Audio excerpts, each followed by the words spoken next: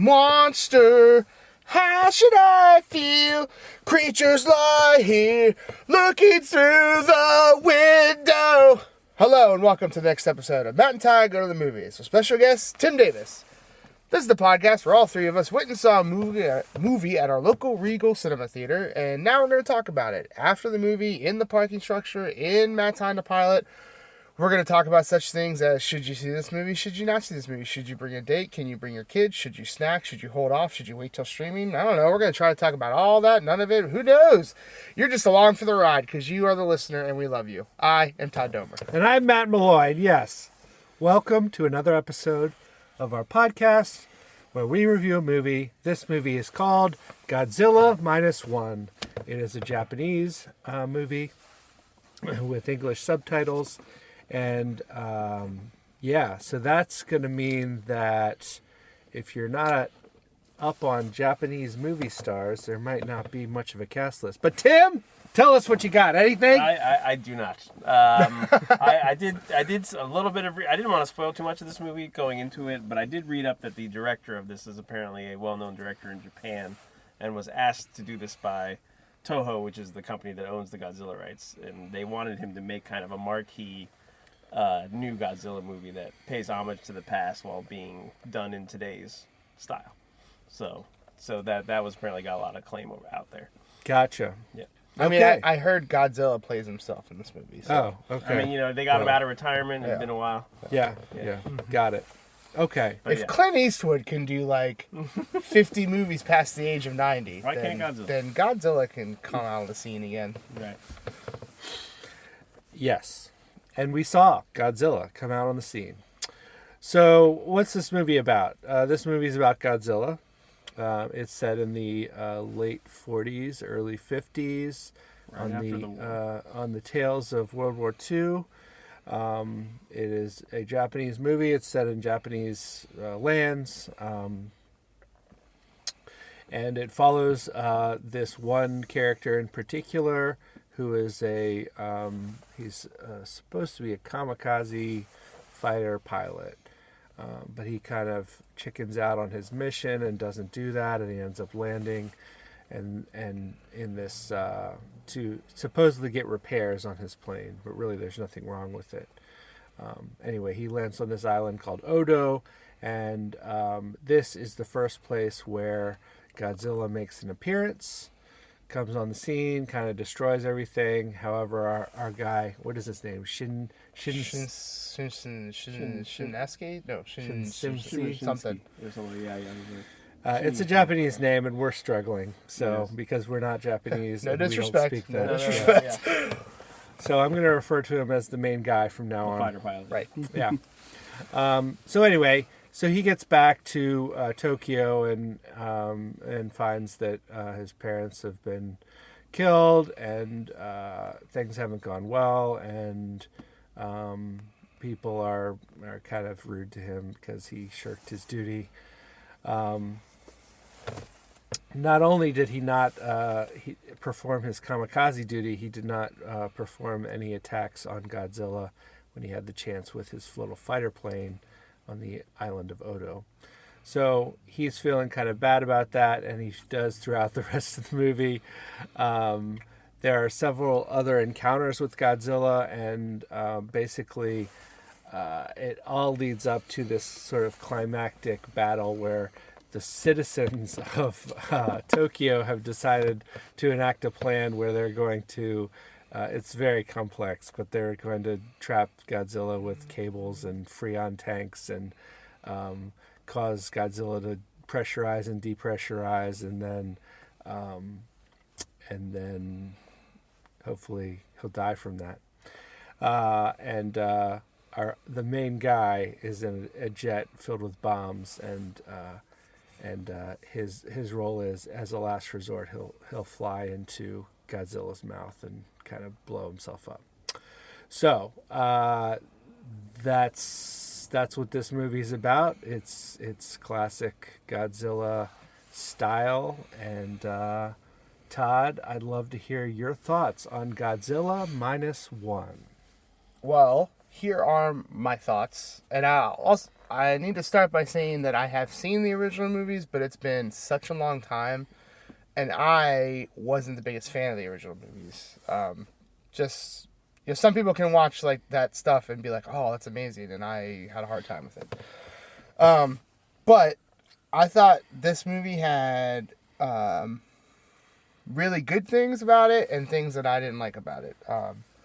So I think my review is going to be a little wishy-washy. I'll talk about the things that I liked. I thought the acting was really good. Like, even though I don't know the language and we're reading subtitles and stuff like that, I really felt like there were scenes where everyone did such a good job that they almost didn't need subtitles. Like, that just the acting really got me to, I was like, I understand what's going on. Like, I'm right there with you all and stuff like that. And I liked that. I thought that was something that's really good, that's almost like transcendent of the movie itself. And not a thing I would say Godzilla movies are really known for. Correct, yeah. And I think they nailed the human element better than most any other monsterverse movies like these, to an extent. And I thought it was really good. Like, as far as the acting, I thought the acting was really great. I liked the story, so I liked the story, and I liked the human parts of it, but at times it was at the expense of the overall movie. Like, Godzilla in this movie is very much a side character, and the Godzilla attacks move the story along, and I didn't really like that Godzilla was used like that. Like, that, we got to get our main character who we're following from point A to point B, and we need some growth, or we need something, so let's throw in a Godzilla attack. I didn't like that aspect of it, but it's not like... But I enjoyed every time Godzilla attacked, so I'm torn on that one. Like, yeah. Obviously, if you go to a Godzilla movie, you want to see Godzilla. Like, so I was happy to see every Godzilla attack, but then at times I was kind of like, I don't like that this is so, like, plot devicey. Like, it just, like, I didn't like that aspect of it, but I liked seeing Godzilla, so that's got me in mixed emotions. I thought the story was good, and it didn't make me go, like, at no point was I like, what time is it? Is this wrapping up? Like, I was engaged through the whole thing, which is good. But that'll lead me into one of the distractors, which apparently is where maybe Matt and I are going to disagree with Tim. I don't really know. But I'm the first reviewing, so I'll throw it out there. I thought the CGI was really bad in this movie. And I think the reason it was is because they were trying to hybrid old school man in a suit and CGI effects. And it didn't land with me. Like, I'm not going to tear it apart. It just didn't land with me. There were times when stuff looked good, and then there were times where I was like, okay, this is obviously a model set. This is a dude in a suit. Like, and they would try to, like, CGI it up a little bit, like, but it's like, there just was a huge connect in some of those scenes. And I just, in general, at this point, because of the American movies, I expect a certain level of CGI-ness when it comes to big old monster movies. And it just felt like, to me, even though I understand what they were going for, it felt like a huge step back as far as, like, CGI progress and where we're at, actually, with using computers to create these images. So that was distracting to me, and overall it's going to be a minus for me.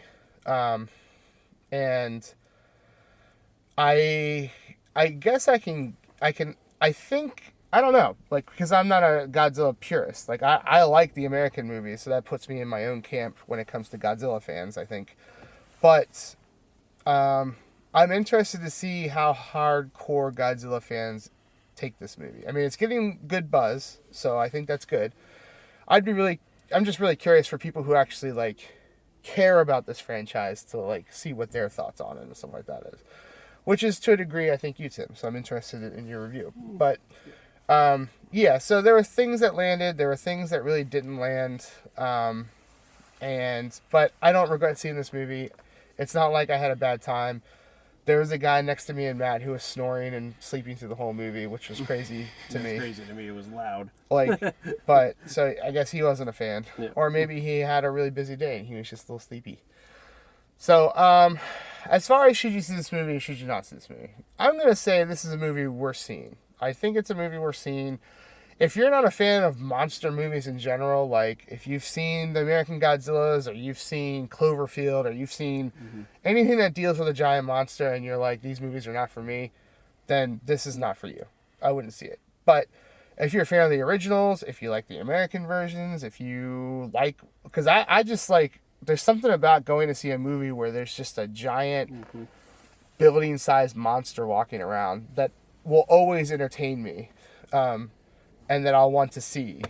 So if you're like that at all, like for me, because each movie like this that comes out, I always think, man, are they like, how are they going to top the last one in like what I'm seeing and stuff like that? And I do feel like every movie brings a little thing special to it. And I like seeing that kind of stuff. So if you're like me at all, where like you're kind of on Godzilla, but you like where we've come as far as CGI for these movies and stuff like that, then you should see it. If you're looking for just a 2-hour, get away from reality, this is a perfect movie too. So, a lot of reasons to see it. If you're going to see it, you should see it in theaters. It's not going to translate well to TV. I mean, it'll be fine, but it's not going to translate. Like, if you're going to see it, you need to see it in theaters. That's what it's meant for. That's how it's filmed for. That's what the sound's for. And everything of that aspect, should be seen on the big screen. And I appreciate that they kept the original Godzilla theme in. Yes, that was really cool. Which I was eager to hear. And when it showed up, I was like, yes, there we go. So, that's where I'm going to end it.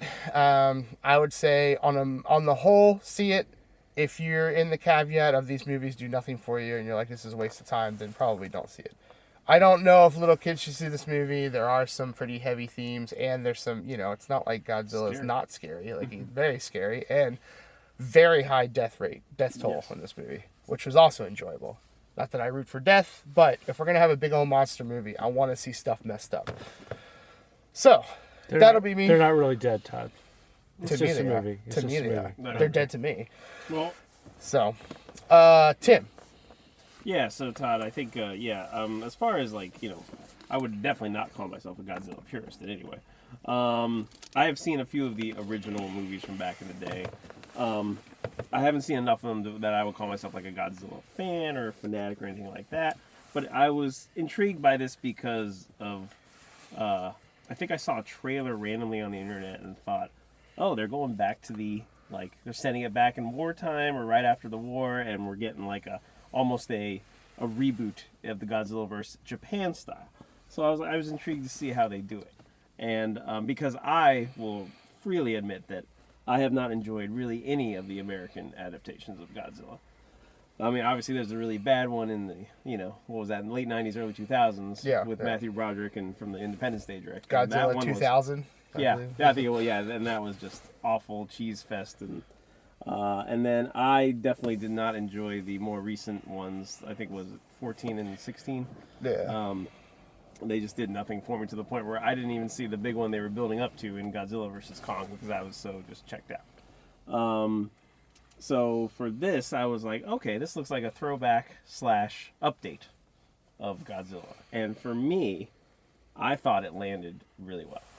Because, like you said, the story and the acting, the human element in this movie, which usually I would say, ugh, because for me, the American movies had some of the worst, unnecessary human stuff that I think I've seen in any of those movies, and characters that I had no interest in. This one hooked you from the start with this guy, and of course, knowing that the Japanese are a very prideful people, to have this guy be suffering from the ultimate non-prideful thing of not carrying through his mission, and that just weighing on him, and all the people who come across him saying he didn't do it. What kind of man are you? Kind of stuff. I thought that really drove him on and made you care about him, even though he had flaws and weaknesses, but you were like, wow, this poor guy, he's doesn't even know how to live with himself at this point. And to have Godzilla be this new threat after the war's over, You know, that was definitely the theme they were going for. Very PTSD and all that was, was being addressed, and I thought they handled that really well too. But then let's face it, this is about Godzilla. So I personally loved the effects in this because it looked like the old Godzilla at times, like the one you think of, a guy in a suit / kind of wonky looking. But the destruction was modern day, like Independence Day 2012, Day After Tomorrow, like buildings getting wiped out, things getting flattened, destroyed in a very realistic looking way. The way his fire breath was in this one, where it basically set off atomic bombs, I thought was really cool looking. And, and with the sound design around it, where like, his scales light up and then he shoots it out, and then there's a silence before the boom, and I thought they really thought about how he would look, and they would build up those fire heat moments, and it was just, I thought it looked really good. Yeah, yes, at times it looked like, that was a scale model that they're wrecking, but that, I think, again, was on purpose. They were trying to show you what that would look like nowadays, and from what I read, this was a Japanese budget of $15 million, and to me, that looked way better than that. And to me, it looked better at times than some of the over-budgeted 300 million whatever Godzilla movies that we've gotten here in America. To me, I thought they used their budget just right to do what they wanted to do. And like when he's throwing boats and cars and trucks and they're landing in things in the city and with the sound, it was like legitimately terrifying in a way that Godzilla's supposed to be, where you're not like thinking, oh, look how wonky that looks. Like, it was just like, there was one shot where they just hear this noise and here comes this boat and it flies into a building and everyone's just stunned at like, what just happened? And I thought that looked great, sounded great, and just had this sense of dread and terror, which the Godzilla movies to me have been lacking in recent years. And so to me, it worked for me on all levels. The conclusion does come kind of more suddenly than you're expecting. And I could have had a little more of that final scene. Maybe one more destruction scene. He really only gets to destroy one city, so to speak, although that scene's pretty great. But like you said, the music. Great use of music, not just with the classic Godzilla theme that but I thought the music in the different scenes, building tension or building, the dread that's coming, I thought it all worked. So I'm really a fan of this movie, and I did not go in expecting to like it as much as I did, because like I said, Godzilla movies I could take or leave, but this one really worked for me. Matt? Well, fortunately on this podcast we can all have our own opinions, and we could disagree, and it's all good. Yeah. I thought this movie was underwhelming. I kind of went in with a sense of like, oh, there's some buzz about this. This is going to be really unique. This is going to be really interesting. And I don't come out of it feeling that way. So maybe I was a little pre-hyped for it. I thought that the human story was somewhat interesting, and I enjoyed watching the main guy progress through his plot there. I'm with Todd though on the CGI. I didn't think it was very good. I get what they could have been trying to do, but to me that doesn't fly. If you're making a movie today, you should make it look good, and if you want to pay homage to the past, okay, but you're not going to get me on board with that.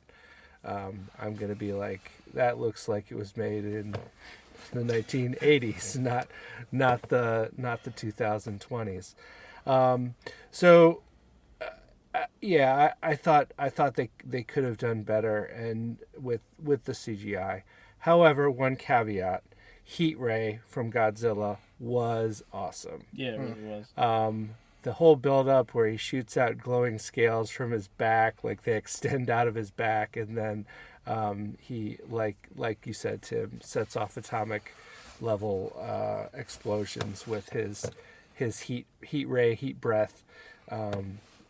I loved everything about that. That was just a little campy, but right in line with sort of what I'd expect from a monster movie. Is like some weird, awesome, overpowered power. Cool. I'm down with that. As far as the acting goes, I thought it was a little bit over the top, but it's always hard when we're viewing a movie from a different culture. I have seen many a Japanese movie, and I felt like a lot of the acting was in that vein. Yeah. That is how they look. So it's hard for me to say exactly that it was super over the top as far as the emotional part of the acting, but if you're not familiar or used to Japanese films that are from Japan, you may be taken a little bit aback by that and feel like it was a little over the top. I felt like that at times, which is just a reaction based on my own cultural instincts. But I feel like what I've seen over the years is they like to suddenly like accentuate a scene with kind of outbursts, where that's because the Japanese culture likes to hold a lot in. So when they're actually outbursting, it's like their real release of how they're feeling. Got it. I see that a lot, and that tends to be their big gravitas scenes that they do a lot. okay, so yeah, so there's some of that where is as if you're a cultural American, you may look at that and think the same thing I thought, but Yeah. No, I get how it comes across that way for sure. overall, I think this movie is somewhat skippable. With the caveat that, of course, if you're into monster movies, if you're into Godzilla, any of that, yeah, go see it. And like Todd says, see it in the theater. That's what it was made for. But to me, it didn't do a lot for me. Other than Heat Ray, I could probably leave this one on the shelf. So Fair enough. Well, it's been talked about enough, and it was the only thing that I was really thinking about when it comes to the rating. How many nuclear heat rays would you give this movie? 0 being the worst, because then you have none, and 5 being the best, because then you have plenty, and the world's doomed. yes. Well, I'm going to go with 2.3 nuclear heat rays out of 5. Like I said, I felt like the movie was a little bit lackluster, and they could have done more. But it wasn't terrible, and we did get heat ray. And specifically, in my case, 2.3 heat rays out of 5. Tim? I'm going obviously stronger. I have this at a 3.3, which for a Godzilla movie for me, that might be a really high rating. Because I'd probably put the American ones in the ones. So yeah, this one really worked for me. Fair enough. I'm at like a 2.7 is where I'm going to land. I think if the CG came together better, I could see myself ranking this more up there. But it was just really distracting to me. It was, it was rough to me. However, something that really carried me through the movie is that the little girl in this movie is so stinking cute. Every time she was on screen, Yes, she was. I was like, oh, what a little cutie. So that helped. That does help. Well, it also helps that my daughter's half Asian, so I was like, oh, like a little sailor type. And also cute. Yes. Yeah, and a cutie. Okay. Well, any other thoughts before we wrap up?